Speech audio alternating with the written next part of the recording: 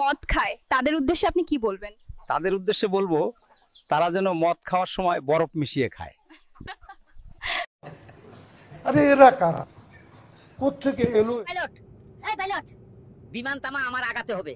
আমার বিমানে আগা আসে না স্যার। আমার ধান খেতে বসে আজকে অভ্যাস হবে।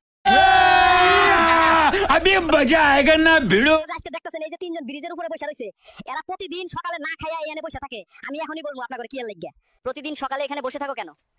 স্কুল ছাত্রীদের দেখতে। তোমার নাম কি? আমার নাম মুকুল, ওর নাম সাগর, আর ওর নাম জাহাঙ্গীর। এরকম কিছু গুন্ডা সবার এলাকাতেই থাকে। আপনার এলাকার নাম কমেন্ট করুন।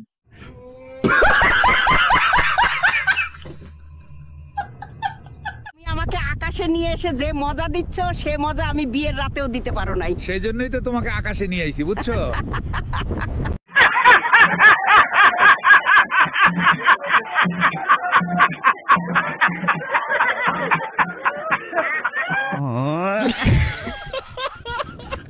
চাচা এখানে কাচ্চি খাওয়া যাবে না। ধনের কথা বলো। হ্যাঁ আমি কাচ্চি খাবই। গেলাম না তোকে বিমানে, আমি কাচ্চি খাবই।